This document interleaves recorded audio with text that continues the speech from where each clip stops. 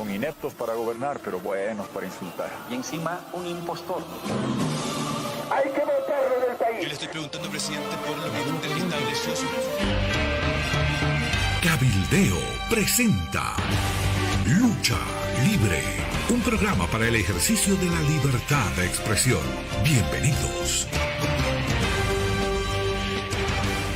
Es un honor para mí estar hoy en Lucha Libre con Erika Brockman, porque más allá de lo mencionado por Rocco con toda su gentileza, hay que decir que el camino que hoy avanzamos algunas mujeres en la Asamblea lo han abierto unas cuantas, pocas antes, pero muy sobresalientes mujeres, entre ellas como parlamentaria Erika Brockman, que no simplemente ha pasado por el Parlamento, sino que ha abierto camino, nos has dejado una serie de tareas pendientes que espero que estés satisfecha con que sigo tu camino, estimada amiga.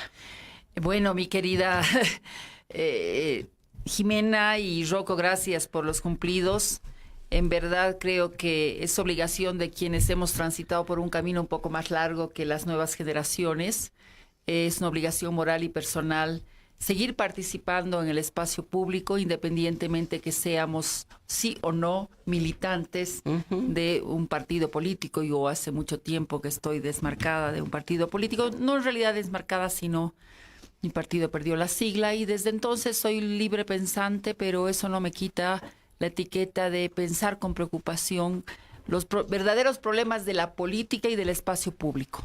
Soy una política de raza en ese sentido, pero no ansiosa por tener poder inmediato y simplemente poder por poder. Yo agradezco que haya mujeres como vos y como muchas otras que hayan llegado al escenario público, pero lamentando que esto esté ocurriendo en un escenario tan polarizado, porque la polarización y esta lógica de amigo-enemigo que estamos viendo y de la que somos testigos desde que el MAS ingresa y lo exacerba, porque no es que en el pasado no haya habido esa lógica, pero hoy día sí se ha exacerbado, y en este clima definitivamente las mujeres no podemos hacer las alianzas estratégicas de una manera abierta como las queríamos y las podíamos hacer en el pasado, para hacer una agenda que no sea solamente las mujeres, sino una agenda para el país. Entonces, es lamentable aquello porque el rato que te das la mano con el otro ya resulta que eres traidora, sí, y a la viceversa de uno y otro lado. Parte del acoso que he sufrido, Erika, es precisamente porque no es que ha habido un acuerdo, no es que nos hemos sentado alguna vez en una reunión para decir trabajaremos juntas las mujeres. Nunca ha habido tal cosa. Es una acción un poco así, un acuerdo tácito, ¿no? Que nunca lo hemos conversado, pero que hay algunas activistas en el oficialismo y algunas en la oposición, porque no todas lo son. Claro.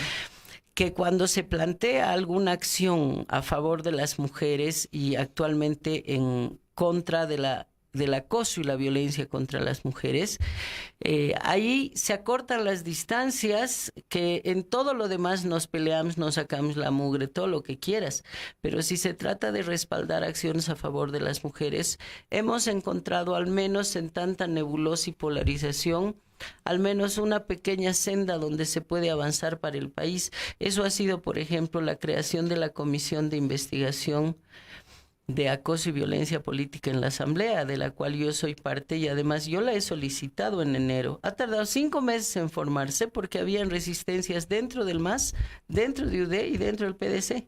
Nos ha llevado 5 meses formar la comisión. Una vez que se formó, nos ha llevado más de 2 meses que se instale y se elija directiva, porque hay resistencias, hay muchas resistencias todavía a que las mujeres empiecen a no solamente estar en los espacios mayoritariamente, sino a participar de los procesos decisionales, ¿no? Los partidos acaban siendo instituciones profunda y profusamente patriarcales, ¿no?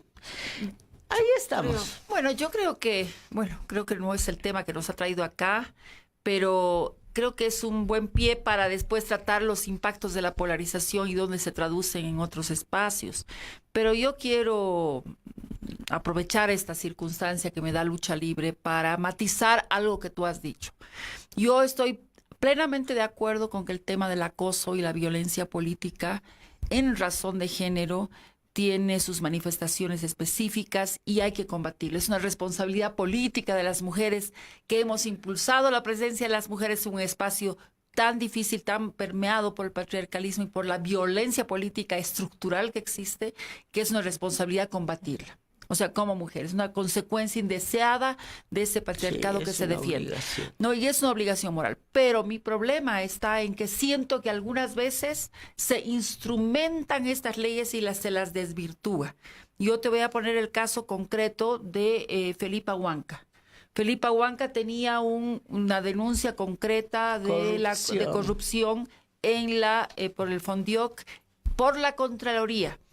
Independientemente de que un parlamentario sea de mi gusto o no, sea o no santo de mi devoción, haya decidido activar un proceso contra ella y ella ya haya retrucado con un proceso de acoso, creo que eso es desvirtuar una ley de acoso, porque si había un informe de responsabilidad política institucional, es, yo creo, importante que las mujeres cuando están en el poder también asuman sus responsabilidades más allá de su condición de mujer, porque se desvirtúan estos instrumentos maravillosos. Estoy de acuerdo. ¿No? O sea, la victimización de las mujeres usando otros pretextos y no asumir la responsabilidad que te da el ejercicio del poder, me parece que es algo que debemos evitar las mujeres. Sí, estoy de acuerdo. Yo jamás podría desde ningún punto de vista defender a la señora Felipa Huanca por los temas específicos de denuncias públicas de Fondioc. Pero uno hace la denuncia y no entra a los temas personales, estimada Erika. Cuando uno sale y dice la señora es corrupta por esto, por esta irregularidad, esto, el otro, yo creo que es nuestra obligación también hacer. Pero además entrar que si se compra, que si su casa, si su teléfono, que qué marca tiene, que qué hace y qué no hace, ya pasas ahí a un nivel de acoso. ¿Te das cuenta? Entonces, también yo creo que al denunciar los mismos hombres tienen que separar lo que es la función pública de lo que normalmente quieren hacer, que es entrar a temas personales. Disculparán la palabrota, pero las mujeres que no obedecen y hacen lo que les manda, lo primero que las declaran es putas. Y lo primero que les dicen es, ¿con quién te has acostado para tener el cargo que tienes? Tú lo sabes, porque esto no es novedoso de esta época. Entonces, Erika, yo creo que si bien te doy la razón, la instrumentalización no es solo de la ley a favor de la mujer, contra toda forma de violencia o la ley contra el acoso. Mira el ejemplo y te voy a poner del otro lado. José María Leyes con al menos 11 denuncias de corrupción en Cochabamba, el alcalde. Y el partido dice es persecución política. Y no son todas denuncias del oficialismo, Erika. Hay denuncias de los mismos funcionarios de la alcaldía y hay otras denuncias de empresas privadas por cobros, ¿no ves? Son como 11 denuncias, pero de seria corrupción al alcalde, y todavía la Dirección Nacional de Demócratas dice persecución. Entonces, la instrumentalización no es solo de esas leyes, se usa todas, la de discriminación, acordate. O sea, no puedes decir que el presidente es un incompetente, ineficiente y que en lugar de gobernar se pasa viajando, que ya te van a decir, es que es racista porque él es indígena, ¿no es cierto? Hay un mal uso de las leyes en muchos casos y en otros tantos, lamentablemente, leyes que no se aplican. No, algún rato deberíamos sentarnos a hablar de eso. ¿Hoy de qué vamos a hablar? No sé, a mí me dijeron que tendríamos que hablar de lo que es la noticia del día. Los titulares, estoy leyendo La Razón, Cambio y, por supuesto, Página 7, y miro y me sorprendo con que se activa nuevamente un proceso judicial y se va a remitir a la Fiscalía una investigación que se habría estado dando y nos hemos distraído porque creo que no sonaba mucho sobre el tema Lavallato y una acusación en que se está implicando a Carlos Mesa, ahora candidato a la presidencia por el FRI, para que sea investigado.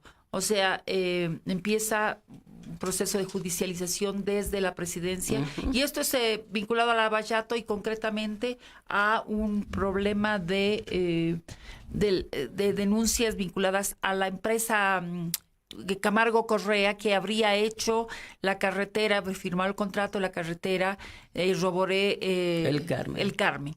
Eso ha sido durante el periodo 2004 hasta el 2008.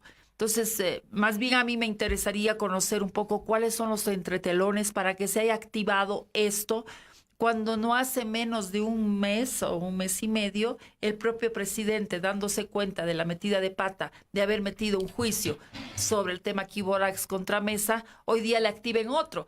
Kiborax más bien fue primero y el juicio después. Y ahora el juicio después. Entonces es un juego dual, absolutamente incoherente. No, ¿sabes qué? Yo veo tan enrarecido todo que en medio de mi optimismo, de ver de que por lo menos se mueven las cosas, porque para mí es una buena noticia que se muevan cosas en el sistema político, con las alianzas, las no sé qué, y el oficialismo con su desesperación. En medio de eso, ves cosas que te van a llevar a unas conclusiones mucho más interesantes y divertidas. El tema Lavallato y Odebrecht acaba con dos comisiones, la oficial, que es la parlamentaria, que es la que solicita informes al exterior y los puede recibir de manera oficial como documentos públicos, y una paralela creada por el senador Murillo y su grupo de parlamentarios que trabajan con ellos para descalificar la comisión oficial. Es una estrategia política. Nosotros, como bloque disidente, que somos importante en UD, tenemos representación dentro de la comisión oficial. Erika, la única manera de estar peleando las cosas es adentro, y para saber qué pasa y qué información hay y qué informes llegan, hay que estar adentro. No puedes estar criticando desde afuera y descalificar la comisión sin siquiera recibir la información oficial, porque igual te puedes pelear ahí adentro, pues igualito puedes descalificar desde adentro y cuestionar desde adentro. Entonces hay dos comisiones. Ha salido hace ya varias semanas, yo diría un mes o 3 semanas, tal vez más, el informe de la comisión, el informe final de la comisión especial, pero aún no se ha presentado a la Cámara, y tengo entendido que es un documento declarado en reserva, razón por la cual no lo conozco.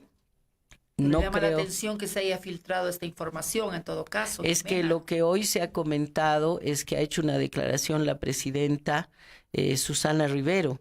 Hoy en la Cámara, yo vengo de la Cámara, estaba comentando algún colega opositor que le tienen ganas a la colega Susana Rivero de que al haber hecho declaraciones de un documento en reserva, eso es directo comisión de ética, ¿no?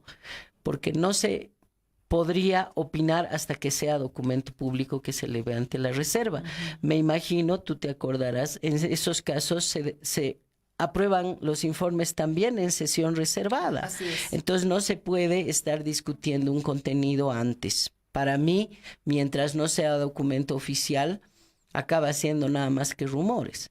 En medio de ello, hasta la etapa previa que ha sido pública y que yo conozco, había al menos 14 o primero 24 ciudadanos a los que se los ha convocado, entrevistado, unos han ido, otros no, y una lista final de menos, no sé si son 11 o 10 o 9 o 14, a los cuales les han encontrado algún tipo de indicio de algo. No conozco la lista porque esa ya no se hizo pública. Pero ¿por qué va mi reflexión, Erika? Porque están investigando específicamente unos ciertos temas de Lavallato, Odebrecht. Y como tú misma lo has dicho, eso no corresponde solo al periodo Mesa. ¿Qué pasó con las denuncias del deber de que esto salpica a Eduardo Rodríguez Belcé y Evo Morales? Tampoco ha salido el informe de la comisión paralela. Y que yo no sé si tiene alguna validez que no sea la mediática, porque como documento oficial el único válido es el de la Cámara. Pero en resumen, el documento de la Cámara solo ha entrado a unos cuantos contratos de construcción. ¿Y qué pasa con todos los contratos de OAS en el periodo de Evo Morales? ¿Qué pasa con lo que ha hecho con cambio de financiador de lo uno del Brasil a la CAF, no sé qué, Eduardo Rodríguez Belcé? Como Eduardo Rodríguez Belcé es un hombre muy servil al oficialismo, no pasa nada en la investigación de Eduardo Rodríguez Belcé. ¿Qué pasa con el periodo Morales? A mí hazme creer que el costo de la carretera por el TIPNIS con contrato del Bandes, del Banco del Brasil, no trae una buena coima detrás. Es decir, están investigando solo un pedacito y al otro lado la comisión paralela ha hecho mucha fanfarria y mucho bombo, pero no ha sacado un informe. Te voy a sacar, con esto termino mi conclusión. Nadie acaba ni de publicar los de la comisión oficial, ni de emitir informe oficial los de la paralela, porque ahí están metidos gente del pasado y del presente, ojalá que no del futuro, pero hay gente que era de gobiernos del MNR, que era de gobiernos de Mesa, que era de gobiernos de Eduardo Rodríguez y que es del actual gobierno. Entonces, como todos se salpican y todos tienen parientes y hasta negocios conjuntos, no acaban de sacar nunca la información completa. Es una pena, pero ese es el sistema político. Aquí vale la pena hacerte una pregunta, porque han habido cambios procedimentales importantes en los procedimientos de las comisiones.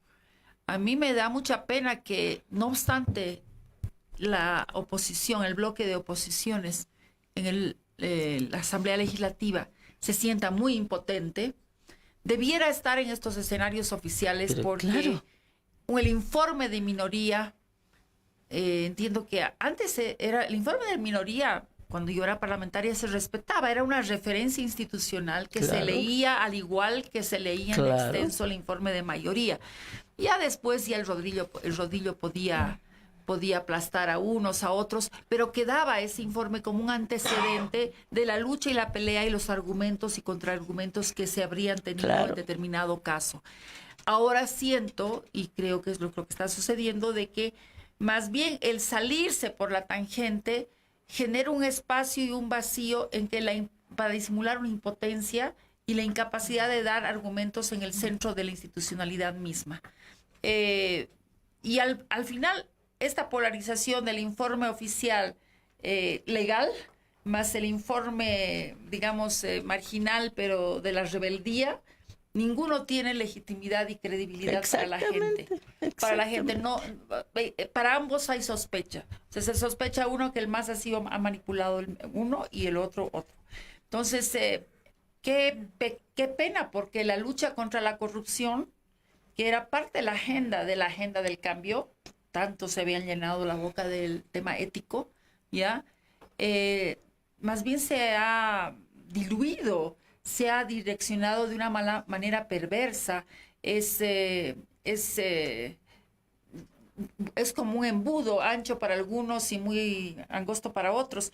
Y realmente eso desvirtúa. Algo que me parece más preocupante es que la ciudadanía, ante esta ocurrencia así, en un ritmo tan veloz de casos de corrupción, termina siendo insensible y no veo una reacción. Se naturaliza. Se ha naturalizado, exacto, la naturalización de los hechos de corrupción y la anestésica reacción de la gente, aunque se está quejando, y Bolivia, la mayor parte de los latinobarómetros dice que la corrupción en Bolivia es uno de los casos en que está en primer lugar de preocupación de la gente. Así lo dice el Latinobarómetro del año pasado. Pero a mí lo que me llama la atención es de que precisamente estas conductas confunden a la opinión pública y las anestesia aún más, porque ya no hay una capacidad de reacción, una capacidad de discernimiento de estos temas. Y siempre se toca el eslabón más débil. O sea, cuando alguien tiene que caer es el eslabón más débil. A mí me da mucha pena, porque esto significaría de que el cambio de Evo Morales no fue por razones éticas, por cambio de procedimientos. Más bien pareciera que este proceso es el último eslabón de un ciclo del viejo sistema que termina donde florece y se exacerba como nunca antes el clientelismo, la corrupción, etcétera, etcétera. Y de una manera naturalizada. Yo, porque soy indígena, es mi dinero, por lo tanto el Fondioc es dinero mío, sin ningún tipo de responsabilidad. Entonces yo veo ese tipo de problemas, y en el caso de Mesa me preocupa porque puede ser un boomerang para el gobierno, como lo fue Tiborax. O sea, ¿por qué? A mí me llama la atención también, no sé, acabo de ver, se ha viralizado una declaración de Gustavo Torrico.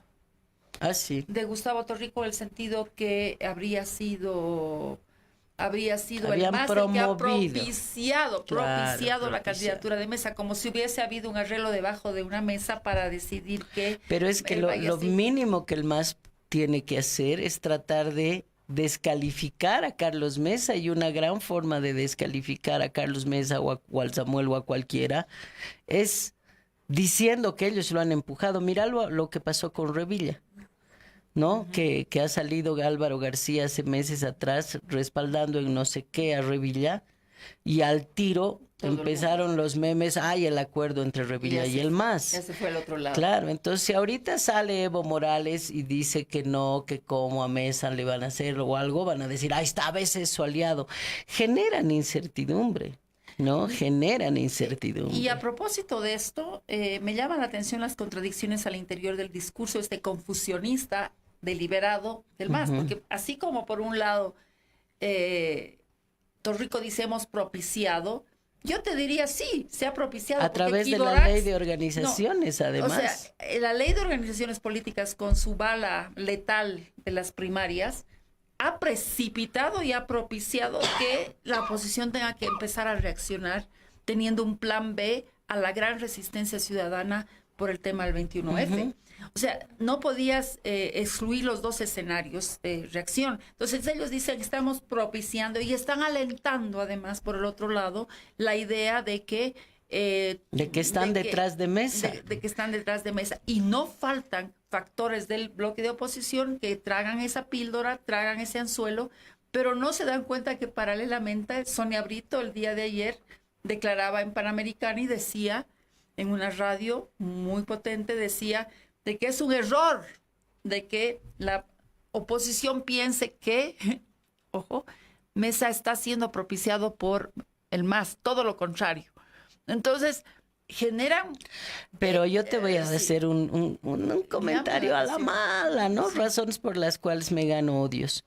Pero ni el Gustavo Torrico ni la Sonia Brito son decisores en el MAS, querida. Pero no importa. Claro, pero sabes que hay una pequeña cúpula que decide estrategia y unas decenas de voceros que les encanta el protagonismo mediático, pero ni deciden ni nada respecto a lo que en realidad ahí adentro está pasando.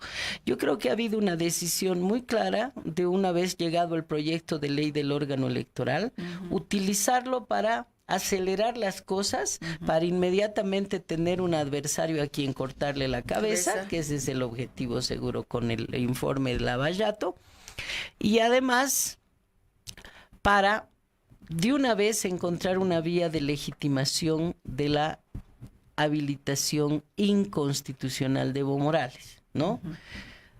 Creo que en realidad, como todo, Erika, le sale el tiro por la culata, porque una oposición que en 4 años no ha logrado sentarse más que para una foto, la foto de los 6, que no tuvo ni declaración, acordate, era solo la foto y un documento impreso publicado, nos mostraba una oposición realmente incapaz de sentarse a discutir cosas con el tiempo que el país necesita, no solo que ellos necesitan. Y sin embargo, la ley los ha obligado. Entonces, boomerang para el MAS, ahora sí se movió la oposición. La gran pregunta es, ¿hacia dónde se mueve la oposición? Porque esas declaraciones de los masistas que van en el sentido incluso de tratar de descalificar a los opositores, mostrándolos como que los han impulsado, es lo que más usan otros opositores para descalificar al único que ahorita está en condiciones de ganar la elección. Yo me imagino que no faltarán opositores que están rezando y prendiendo velitas para que lo hagan caer al Carlos Mesa, para ver si así ellos son los herederos del voto descontento frente al MAS, que sabemos que hoy es la mayoría de los bolivianos, al menos 7 de cada 10 no quieren ya a Evo Morales, ¿no? Y si se lo habilita Erika, yo te puedo apostar que eso va a crecer más todavía. Entonces van a apostarle muchos opositores, se han olvidado que el adversario es Evo Morales y es todos contra Mesa. Hacerlo ver como que Mesa es el que está entrando al juego del MAS para legitimarlo al Evo y que el resto deberían defender solo el 29F y no postular. Quiero ver si eso es cierto. Quiero ver que los que han anunciado sus candidaturas presidenciales las mantengan. Lo ha hecho Rubén Costas. Lo han apoyado y lo han presentado a Víctor Hugo Cárdenas. Jaime Paz Zamora, seguramente el Félix Pazzi. El Samuel. ¿No ve? Y el Carlos. No sé si alguien se me está escapando en la memoria. No, yo creo que ahí estamos. Pero entonces se han anunciado que son candidatos a la presidencia. Yo espero verlos a todos en primarias y no que pacten y negocien por detrás y decidan las cúpulas y vaya un solo binomio en las alianzas. Por decirte, si hay una alianza UCS con Víctor Hugo Cárdenas, Rubén Costas con Demócratas y Unidad Nacional con Samuel, en esa alianza inscrita, Erika, ojalá hubieran pues 3 binomios, ¿no ve? Claro, ese Para- es el sentido de ese la es el primaria. sentido. Bueno, Ese es el sentido. aquí yo quiero decir, la gran trampa de las primarias permiten leer muchos otros eventos que están ocurriendo alrededor, como entre ellos esto del Lavallato. Pero yo quiero señalar de una manera honesta, por honestidad intelectual, que a mí me parece que mi posicionamiento es desde las oposiciones, desde la oposición. Y mi posición reflexiva es de que la propuesta ciudadana de Carlos Mesa es la que estaba logrando una mayor capacidad de convergencia, o sea, era la unidad posible más viable, tanto que hablan de la unidad posible. Y hoy día veo una ridícula dispersión de posibilidades de binomios posibles, cada uno en su compartimiento estanco de un partido, ¿no? Estamos hablando, me imagino lo que ha de suceder, ya, UCS va con su propio candidato, único binomio. Y además no puede bajarse, no pueden bajarse salvo la muerte, o sea, no hay un horizonte de posibilidad para que haya un nuevo escenario de convergencia de alianzas después de las Pero primarias. ¿tú crees, ¿no? Erika, que sería bueno que vayan todos juntos? No, yo creo que no creo necesariamente que vayan todos juntos. Hoy día hay un problema muy serio, se está especulando en las redes también, que uno de los grandes obstáculos para que los verdes, que no dejan de ser un partido interesante en Santa Cruz, porque yo lo he estudiado, y es el único partido de oposiciones que tiene gravitación en el área rural. Ha habido una buena gestión. En Santa Cruz tienen una muy buena estructura, sí, y les una va buena muy bien. estructura y además una legitimación de desempeño que es muy difícil de lograr ya frente a otras gobernaciones Sí, del MAS eso que no es tienen. verdad, y hace Entonces, muchos años. Y era muy importante, pero ¿qué es la mancha que está obstaculizando la posibilidad de un acuerdo con Mesa para entrar al Oriente? Yo hablaba con mismo Carlos Hugo Molino hace mucho tiempo, decía, en el fondo la visión de país que tienen algunos de estos partidos no son tan diferentes, en el fondo, ¿ya? Debieran unirse, pero el problema es el tema cochabambino, tema leyes. Leyes es el vicepresidente de Demócratas. Y ese es un tema que hace un escollo, porque los votantes de un potencial Mesa o de un opositor tienen que ser absolutamente creíbles en el ámbito de su lucha contra la corrupción. Ese es el tema. O sea, no puedes ni tus corruptos ni mis corruptos. O Ese sea, es el punto. Ese es un gran punto. Yo creo que hay un gran pacto anticlientelar y anticorrupción que debiera ser pero que no lo han política. hecho los partidos, sí. No, la clase política. Sí. Y eso pasa por la actitud del líder. El líder tiene que imponer ese tipo de situación. Entonces es muy perverso lo que está ocurriendo. En todo caso, lo ideal en una circunstancia de riesgo democrático, y aquí voy a recordar las épocas de las estrategias en época de clandestinidad de la lucha por la dictadura, en la que yo era un simple peón, ¿ya? Pero yo observaba de que había una lógica. Frente a un adversario que es dictatorial y autoritario, las oposiciones tienen que pensar en la posibilidad de que te corten la cabeza y que tenga otro que asumir inmediatamente. Exactamente, no hay caudillos. No hay caudillo. Entonces, si te corta la cabeza a vos, inmediatamente aparece una nueva dirección nacional en la resistencia, con la cabeza o el líder natural que puedan tener, pero sí esa persona tenía que asumir el rol al que le quitan la cabeza. Entonces, si van todos en paralelo, Claro. y sin competir, ¿ya? Si van todos en paralelo, no van a poder Son hacer esa incompetentes. sucesión. En realidad, varios le apuestan a que se caiga Mesa para heredar el voto opositor. El Ese voto es el opositor. punto. Y no es esa la situación. La situación es de que haya un campo de peces que se aúne, y si cae uno es pues como la metáfora de las garzas, ¿no? Que se va uno atrás, cayó, pero aparece otro. Pero a ver, aquí hay otro elemento que hay que añadir. Y el ejemplo que ya lo conversamos acá con José Antonio Quiroga son los antecedentes de la elección en el 2005. Podemos, Tuto Quiroga, con opciones de ganar. Sí. ¿Y qué puso? Porque acordate que 2009 no había opciones de que nadie le gane a Evo Morales. 2014 tampoco. Podíamos ver quiénes estaban mejor o peor, pero no podíamos creer que le iba a ganar el Manfred a Evo Morales o que le iba a ganar el Samuel. Se aspiraba a quitarles los 2/3, ¿no es cierto? No había, el escenario real no permitía pensar en un triunfo de la oposición. En esta campaña sí se puede pensar en ganarle al MAS. El 2005 con Podemos había una opción. ¿Qué pasó? Presentó las listas de los viejos políticos que ya nadie quería ver y bajó un montón en su intención de voto. Ese es el mensaje a Carlos Mesa, porque él ha ofrecido a renovación. Si tú miras a los mismos que lo han acompañado en su gobierno, que han sido operadores, que han estado aquí y allá, los mismos de siempre, Carlos Mesa corre el riesgo de lo que le pasó a Tuto Quiroga. Y ahí tiene una oportunidad porque no tiene partido detrás. Hay mucha gente que dice el problema es que no tiene estructura.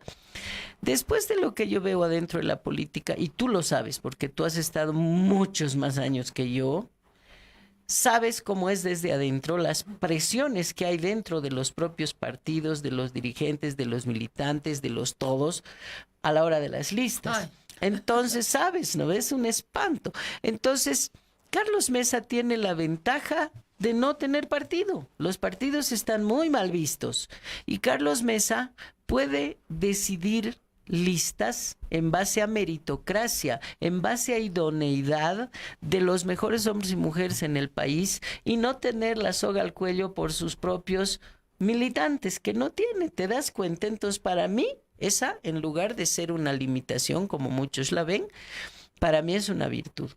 Al otro lado, los partidos políticos van a poner a los mismos en sus listas porque sus mismas organizaciones se los imponen, porque son fundadores. Cuando yo entré en la lista de Unidad Nacional, había mucha gente que decía, ¿por qué la van a meter si ella ni siquiera es militante? Yo soy fundadora, yo he creado el partido y todo he hecho y años que trabajo y Samuel soy incondicional y la vas a poner esta que es de afuera, ¿te das cuenta? En su justo derecho, ¿no? Entonces, ¿qué es lo que sucede? ¿Tú crees que el Samuel no los va a poner en listas al Jaime Navarro o al Arturo Murillo? ¿Tú crees que en Demócratas el Rubén Costas no los va a poner de nuevo al Óscar Ortiz y a, ¿qué te digo? No sé, el Vladimir Peña. ¿Tú crees que el Víctor Hugo Cárdenas no va a tener que ir con alguno de los hermanos Fernández en la lista? Es decir, los partidos van a decidir a quiénes ponen en qué lugar en franja y la ciudadanía los ve a los mismos y se enoja, Erika. La gente ya no quiere ver a los mismos. Pero hay una cosa, yo creo que hemos entrado en una cultura, yo siempre sostengo que la cultura antipolítica ha permeado muy fuerte antipartidista. Por razones de conducta de los partidos que se han hecho el harakiri, porque no se están reinventando al ritmo y al estilo que la ciudadanía ahora quisiera. Ese es un tema, ¿no? Pero también se ha inoculado y se ha sembrado mucho este sentimiento, ¿ya? Y no han hecho mucho esfuerzo para reformarse a sí mismos.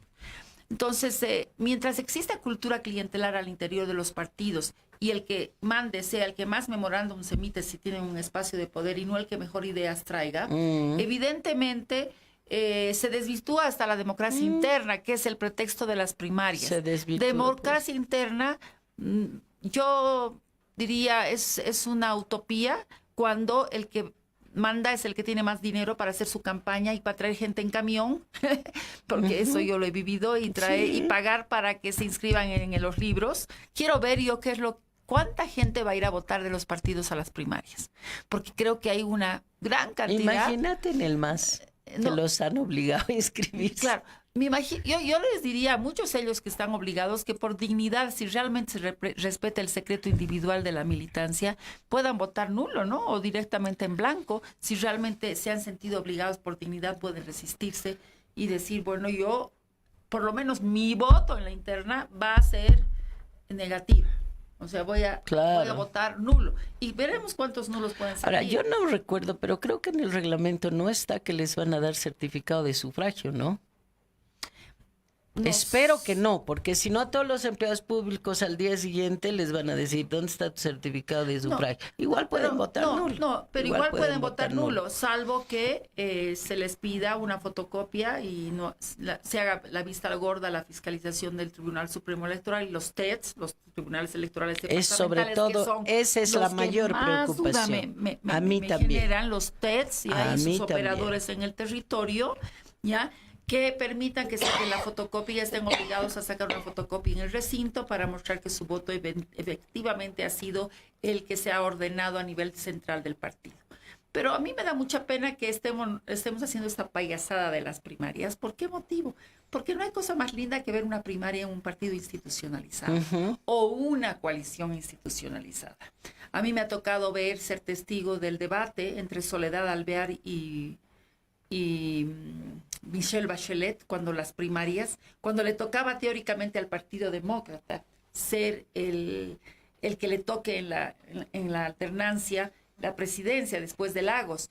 Y ese debate fue magnífico, fue impresionante, de una altura, y eran competencias dentro del mismo partido. Y ojo, no terminó en una ruptura de la concertación, en que unos se peleen con otros, sino todo lo contrario. Se reacomodaron las fichas y no faltan casos en que el candidato a la presidencia que está en una disputa de primaria con otros, convoque a uno de sus contrincantes para que sea su vicepresidente. Sí. Eso puede ocurrir también. O que sea parte de su gabinete. O que sea parte. Sí. Aquí la cultura es de fraccionamiento. ¿Estás conmigo o estás contra el otro? Y ¿sabes qué, Erika?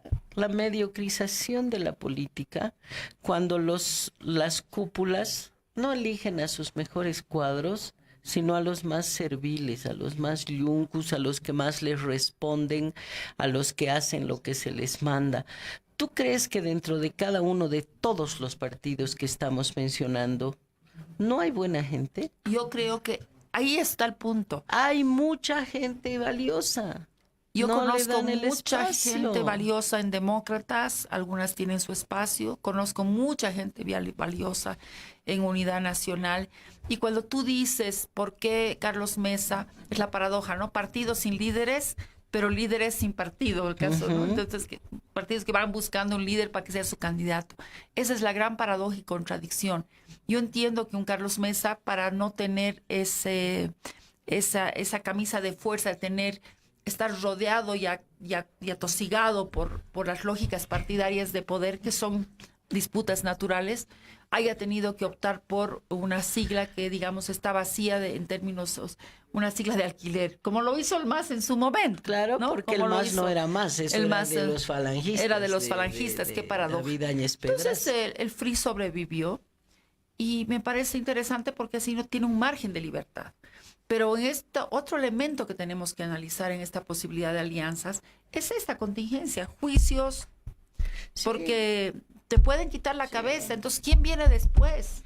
¿Y quién viene después? Y ahí, como en la época de la clandestinidad, decir, aquí estamos, a nosotros no nos matan, no nos liquidan, porque somos una fuerza, un bloque social que vive. ¿Qué se va a producir?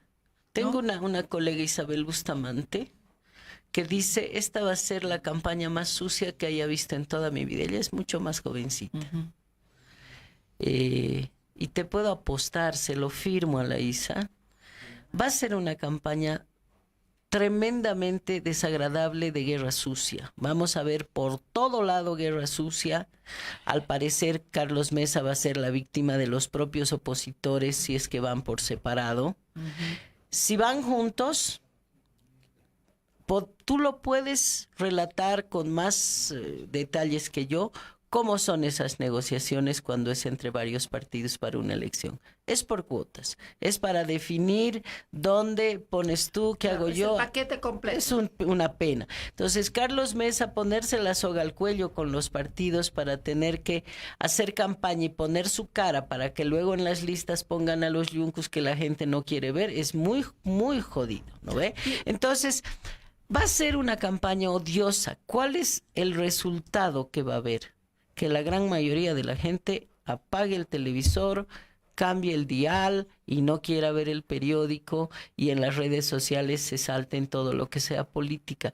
Estamos dándole un pésimo mensaje a la ciudadanía en esta etapa preelectoral con estas declaraciones innecesarias y absurdas. Por suerte, Carlos Mesa no se está excediendo en eso de las declaraciones a cada rato de cualquier pavada. Pero yo he escuchado ya tantas declaraciones que yo digo, luego quedan ridículos al tener que hacer lo contrario a lo que han dicho, Erika. Deberían ser más cautos. 1 año va a durar este proceso electoral. A eso quería referirme. Va a ser la campaña más dura. Yo hablo del túnel de la amargura para quienes están entrando a aquello. Sí. Va a ser el túnel de la amargura porque, ojo, esta campaña de guerra sucia tiene una tradición. La primera fue Gonzalo Sánchez de Lozada el que introdujo por primera vez la guerra sucia y la campaña negra en el sentido estricto de la palabra. Contra Manfred Reyes Villa y también en su momento contra el MIR. ¿No? Y contra el MIR. Pero contra el MIR fue durísimo con el tema de los narcovínculos. Exacto. Claro que sí. Y además fue un reflejo de la Guerra Fría, los americanos, en fin. No quiero volver a aquello. Pero el más especializado y es el campeón en la guerra sucia, sí, en el demérito del otro, en la mirada de los buenos y los malos, que eso además es un rasgo muy propio del discurso populista, ¿verdad? Entonces, a mí lo que me preocupa es que este túnel de la amargura va a ser muy desigual, porque el MAS va a disparar con Exocet, va a disparar desde el satélite, va a disparar con las armas más sofisticadas, mientras las oposiciones que no tienen presencia mediática tan dominante y los recursos que tienen los otros, va a ser un túnel de la amargura en la cual no se están dando cuenta, van a tener ahí al poderoso tratando de asfixiar a las oposiciones y demostrar algo que a mí me preocupa, más certidumbre a la gente, decir conmigo ustedes van a estar mejor porque yo puedo dominar cualquier. Además, al otro lado es el retorno al pasado. Siempre es el retorno. Claro, es el retorno al pasado. Por eso, si no hay renovación.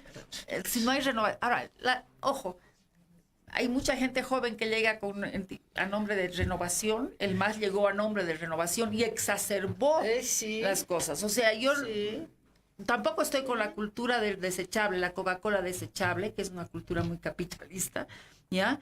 De que este político ya no sirve. Yo creo que el buen político es como el vino. Un buen político es también aquel que se macera en el tiempo y que sabe madurar su propia experiencia y su propia trayectoria, Erika, y sus propios errores. Conozco políticos a los que yo no solamente respeto muchísimo, sino que admiro y a quienes incluso yo pido consejo. Todos están jubilados de la política. Que siguen siendo políticos el resto de su vida, es verdad. Te puedo incluir entre ellas. Más de una vez yo te hago una consulta. Tú no estás haciendo política activa en un partido ni nada. Tú has sido una buena política. Te voy a poner otro ejemplo. Horst Greve, sí, un gestor público. El Toto Fernández.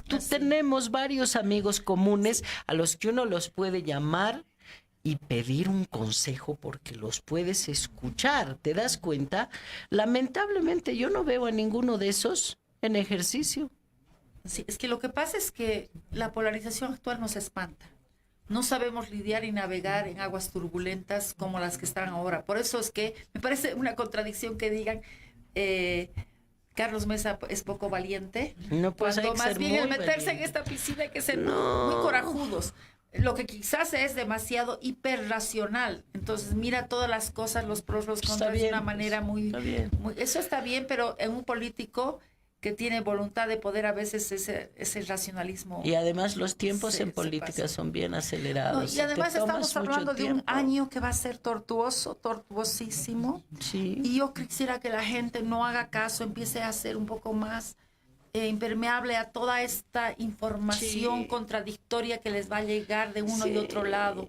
Decir que, por ejemplo, la nueva alcaldesa de Cochabamba se ha vendido al MAS totalmente y para está entregada para descalificarla. Y poner al otro que continúe en los negocios. Entonces, yo creo que eso es un extremo. Y al final terminas entregando a gente a expensas de un MAS poderoso que fagocita a los alcaldes, fagocita a las autoridades nacionales, porque eso de la autonomía es un cuento chino. Es un cuento chino. Entonces compra a los alcaldes. Entonces yo creo que más bien tenemos que evitar que desde dentro del bloque de las oposiciones entremos en una guerra sucia y más bien lleguemos a acuerdo. Por ejemplo, la lista de uninominales. Para mí, yo creo que la lista de uninominales va a marcar la diferencia entre quién tiene o no la mayoría parlamentaria, porque Evo puede tener 40%, 30%. Pero ahí hay que ver un poco el tema de que unis matan pluris. Ya, unis matan pluris, pero uninominales, te digo, en la zona sur, en la anterior elección. Para mí, Fabián Yaksic era el mejor candidato. Las oposiciones han sumado, obviamente, la mayoría. Pero ¿quién ha ganado? Ha ganado la minoría por un solo voto, ¿no? Entonces, podría unirse la plancha de mayoría de uninominales con liderazgos interesantes, ¿ya? En ciertas áreas yo creo que se puede Yo ya lo he planteado. lograr. Sí. En este programa también, si no hay una alianza global, porque hay varios que quieren o quieren ser candidatos presidenciales, se pongan de acuerdo. Debería haber una alianza en lo regional para ver listas de uninominales, ¿no? El candidato que más jale voto, que lleve la mejor gente, los pluris, porque en los uninominales el criterio de selección de los partidos es otro, no es el mejor, es el que gana más votos.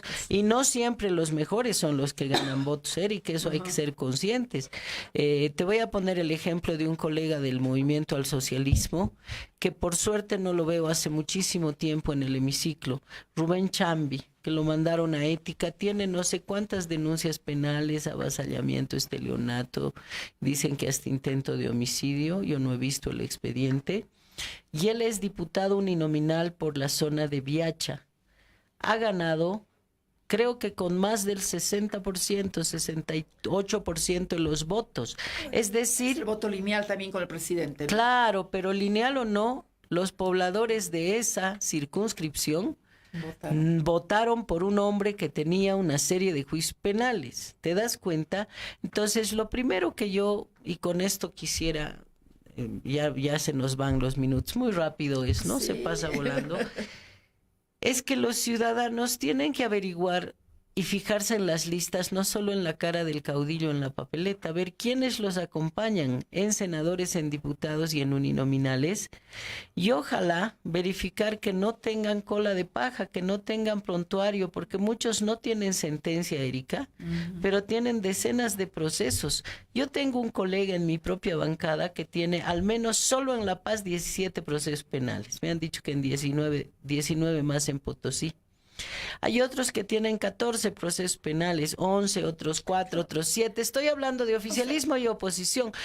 No debería haber nadie con procesos en el Parlamento. Debería ser la mejor gente, la más idónea, Erika. Juicios políticos. No. Son chantaje, extorsión, intento de violación o violación a menor. Antes de que inclusive fueran políticos, pero claro, por favor. Claro, que muchos quieren ser diputados para ver si así se salvan de los juicios que tienen, ¿no?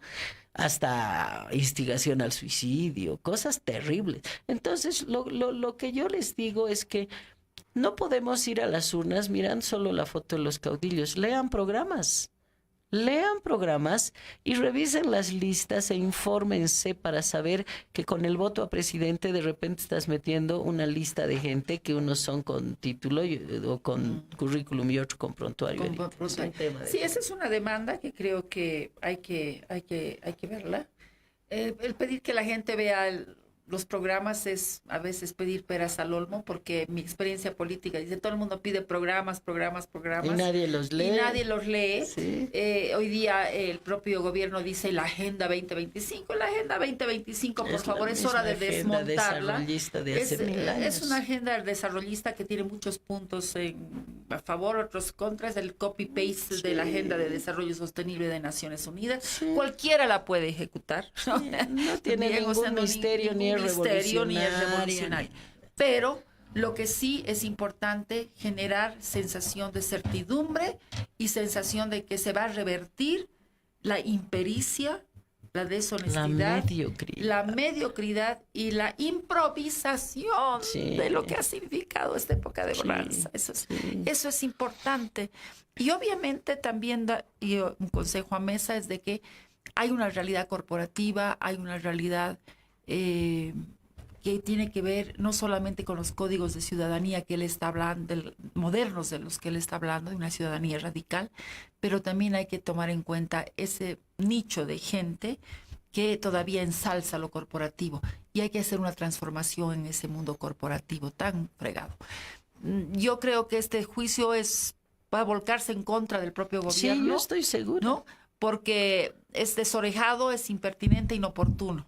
Como lo fue Kiborax, para más bien propiciar. Kiborax propició y posicionó a Carlos Mesa. Sí, lo empujaron a lanzarla. Entonces, desde esa perspectiva, creo que es muy importante estar serenos en este momento. Sí, además te puedo apostar que después del informe de Lavallato va a venir otra cosa y luego otra, para que la sensación que quede en el elector, primero, es que todos vienen del pasado y quieren volver a hacer lo mismo que en el pasado. Es uno de los mensajes fuerza que están enviando.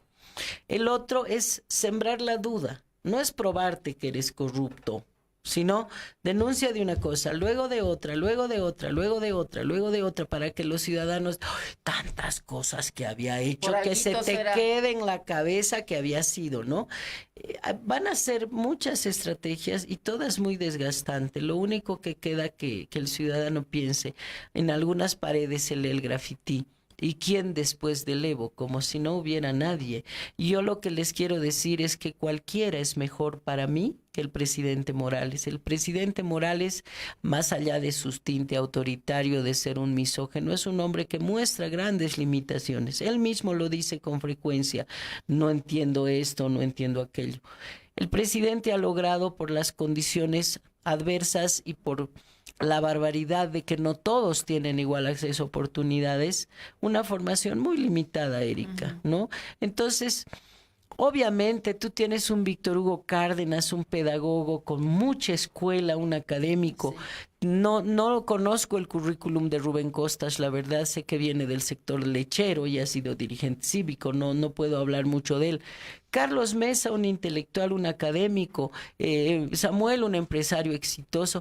Pueden gustarnos mucho o no los opositores, sí tienen el coraje de seguir, yo comparto contigo, sí. Lo he dicho más de una vez con Samuel, y cualquiera de ellos es mejor que el señor presidente, porque lamentablemente no todos los ciudadanos tenemos iguales oportunidades, ellos las han tenido. Ojalá que ellos den condiciones, si llegan al poder, Erika, espero que lo hagan, para darle esas iguales oportunidades al conjunto de bolivianos, que nos dejen de lado a todos los políticos que ya nadie quiere ver y que pongan a la mejor gente, que hay mucha.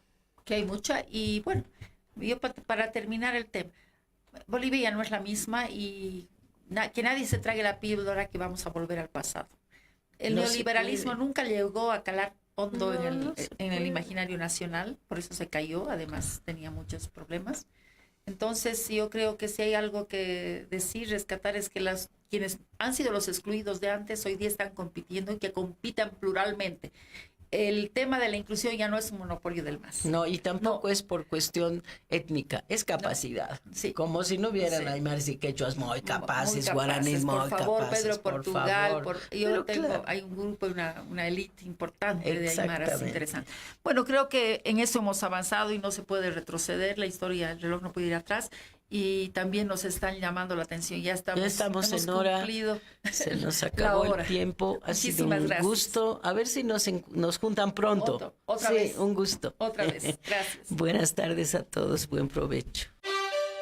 Cabildeo presentó Lucha Libre, un programa de opinión que se transmite de lunes a viernes.